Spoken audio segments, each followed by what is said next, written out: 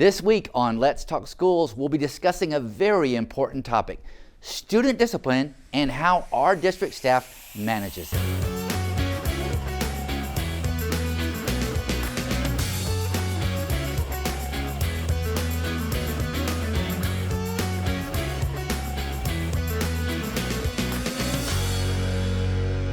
Hello, and welcome to another edition of Let's Talk Schools. I'm Mike Looney, the Superintendent of Schools, and your host. Today I have the honor of having Maribel Bell with me. She is the Executive Director of Student Support Services. That is a mouthful. So Maribel, thank you for coming to the show today. Talk to us a little bit about what an Executive Director of Student Support Services does. Yeah, so the Executive Director of Student Supports oversees all of the work around student supports that fall in the areas of school psychology, counseling, social work, the homeless population. And so I have the honor of being able to oversee and lead the work in our district behind those supports for students. Well, thank you for that. That's an amazing work. And that is a recent promotion for you. Congratulations. It is. And so what role did you leave in order to take on this role? So with another passion of mine, I left the Department of Student Discipline, where I was the Director of Student Discipline for the county. Awesome. Well, before we get into your job and all the nuts and bolts of it, tell us a little bit about yourself. Where are you from? Okay. You know, how long have you been on Team Fulton? Yeah. Let us get to know you a little bit. Okay. So I'm originally from New York. I came here 13 years ago to work directly for student supports back then as well, 13 years ago. And so I come with 25 plus years of social work background. And I've worked in criminal court as the probation officer, as a child protective service investigator, and as well as a lead social worker for many years. Wow, you have a very interesting and diverse background. So that prepared you well for the work that you're doing now. I think so. So we're going to talk in a future edition, about the work that you're going to be doing in your new role. But let's go back to the role of managing the student disciplinary process in Fulton County Schools. And I know it's hard to believe, but sometimes students make mistakes. Oh, yeah.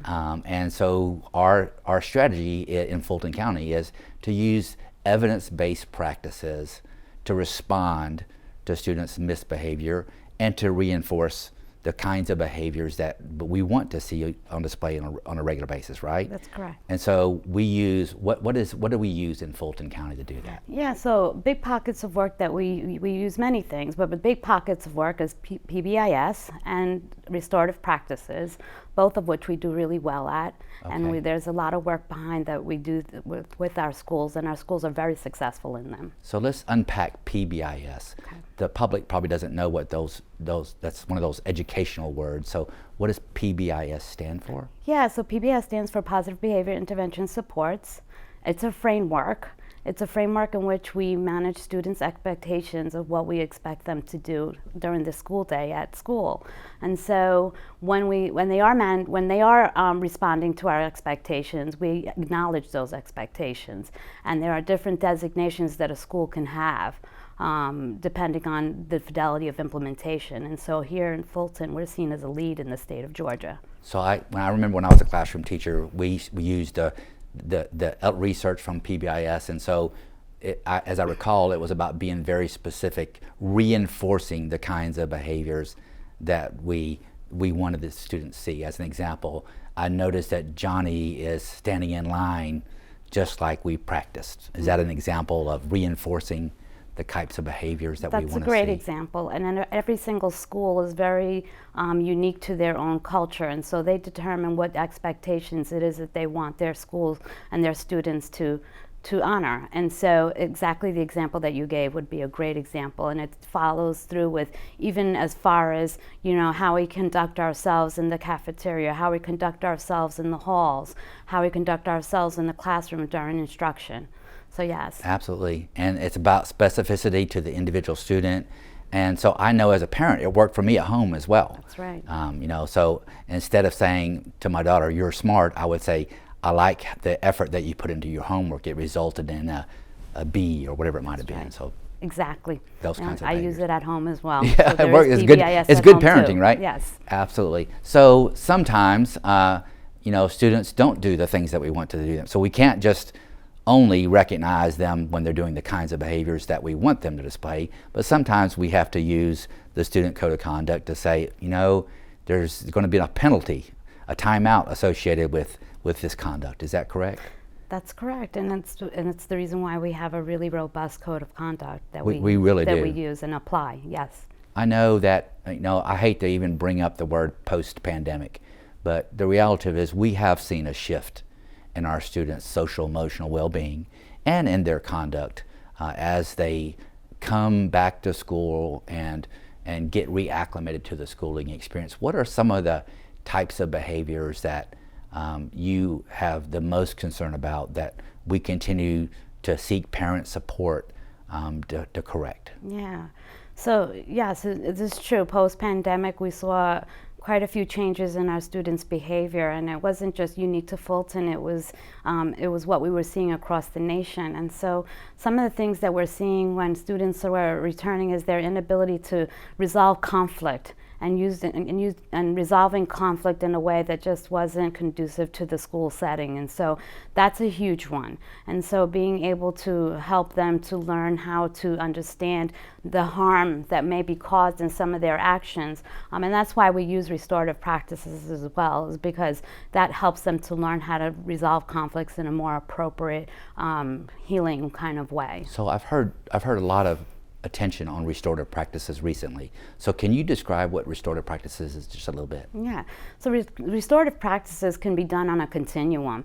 Some people seem to think that it's just like a circle where, you know, people meet and discuss and have conflict resolution. Restorative practices can even be a conversation. It's really getting the student or the person that you're working with to understand the impact of their actions. And so when you do that in a constructive way, there's a way to get students who are, or people in general who've been harmed in some kind of way or who've caused the harm to come together to kind of heal relationships and kind of get past that situation. And so restorative practices can look like anything from a conversation all the way to a very formal conference where we're bringing individuals in and we're meeting and discussing the issues at hand. You know, as I think about my childhood and even my role as a parent, as a kid, I often found myself disagreeing vehemently with my siblings. Mm-hmm. And there were certainly more than one occasions when my parents said, y'all need to sit down, look each other in the eye, and talk to each other and work it out. That's right. So restorative practice in a simplistic way is that, but with more evidence-based right. elements associated with that. Yes. So we have PBIS rewarding the kinds of behaviors that we want students to display at school. We have restorative practices when we try to engage our students and sometimes even their parents and how do we resolve these conflicts with other people. And then we have another category, and that's an unfortunate category, but the reality of it is we do have to take disciplinary action against students sometimes. We do. So what is the gamut, what are the tools that we have in our toolbox from a disciplinary standpoint? What's the most egregious type of thing? To all the way to, you know, a teacher conference as an example. Yeah, so here at Fulton County, which I'm super proud of, we have what we call supportive management techniques, and all of those are different types of things to teach children how to replace behavior. So when a student maybe does an infraction that's against the code of conduct, we look to some of those replacement behaviors and replacement activities that we can do to teach them what's the appropriate behavior. So it could be anything from doing a supportive management technique, depending on what the offense was, all the way, depending on the severity of the offense, to a Tier 4 offense that could potentially lead to a student having to go to a tribunal for that high-level tiered offense. Have we seen an uptick in those types of offenses where we have to expel students or suspend students long-term as a result of, you know, coming back from COVID? We have, and unfortunately it relates back to the conversation we just had a little bit ago. Post-pandemic kids coming back without having the ability to resolve conflict, and so unfortunately there has been an uptick in that, and we take those offenses very seriously here at the district, and so unfortunately we do have to go through that process for some of our students, and so oftentimes it's aggressive behaviors and behaviors where they've resolved conflict in a very negative way. I want to ask you a very challenging question, so you may may throw a rock at me when I ask this question, but social media is dominating all aspects of our lives, including our children's lives. And across the nation, we've seen a surge in TikTok challenges and behaviors that are being played out on social media, cyberbullying, sexting, making anonymous threats. They think they're anonymous, but we always get law enforcement involved, and they're able to track down those kinds of things.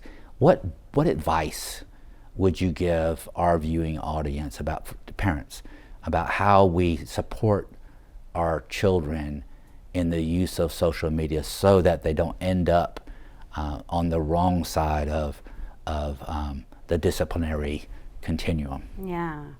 So being a parent of 4 children myself, and knowing how technology is just a huge part of how our kids are growing up on today. So knowing the different apps, installing the different apps on your phone, requiring your students to give you access to their apps, maybe be a member of of if they have Snapchat, that you would get Snapchat and be one of their followers as well. And then manage the amount of time that you're allowing students to partake in those activities. Really encouraging them to maybe partake in some activities that are not technology based. Unfortunately, we can't ignore technology, because it's a big part of our world and a big part of even how we do education today. But being really knowledgeable and making sure that you're being a part of their technology experience, I think, would be the best advice that I would give. Absolutely. And in Fulton this year, we've put some restrictions on the use of cell phones and personal devices during the instructional day. I've been very pleased, honestly, with how the community has received those regulation changes. I think by and large our parents have been very, very supportive. Have we seen an uptick in students being disciplined as a result of the new restrictions and using their cell phones in inappropriate ways? Or honestly, when we roll out a rule like that, you may think that you would see a huge uptick. We haven't, and I think that speaks to exactly what you said, that the community really received that rule and received how we went about that in such a way. And then our teachers also, embracing the way that we are responding to students who are maybe not following the rules, but at the level of it reaching to the office as not as much as we thought it might have. So. Yeah, I had received a lot of feedback from colleagues across the country. What are you doing? How are you going to manage this? But it really hasn't manifested into a meltdown of our students' learning or their emotional well-being. They still find ways to communicate with one another. Yeah, and we provided support to our teachers with a ramp on how to respond to that, so they knew how to handle each and every event that might happen with a particular student, and they've been using that. And so I think that's created a lot of success as to why that rule, we haven't seen much pushback on it. Right. Well, thank you so much for your leadership and managing the disciplinary process, all the way from creating a student handbook, getting input from teachers and administrators in the broader community about what offenses are deal breakers for students in Fulton County schools, making sure that we have fair due processes in place so that students, through their parents, obviously are entitled to the same due process that we would expect anybody else to have. And making sure that our discipline is as fair and as equitable as possible across all our schools.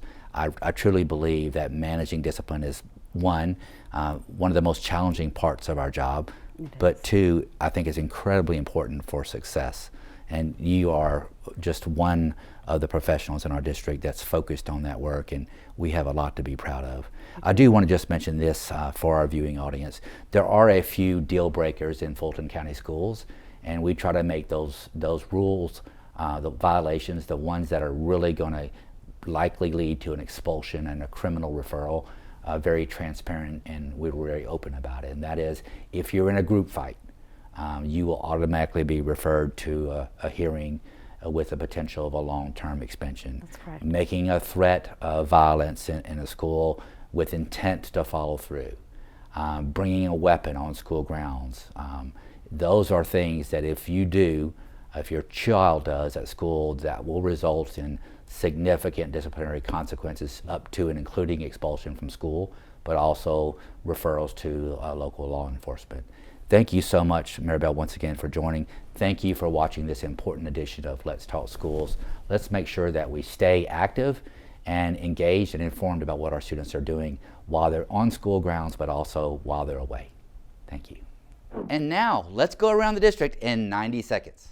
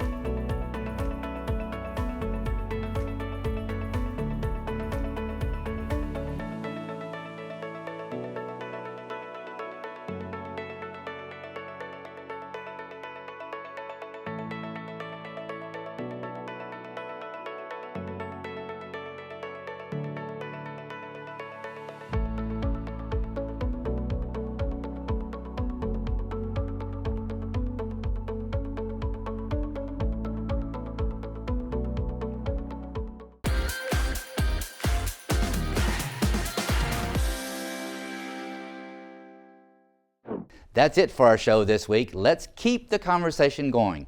We'd love to hear from you on our social media platforms. Join us next time on Let's Talk Schools, and as always, thank you for watching.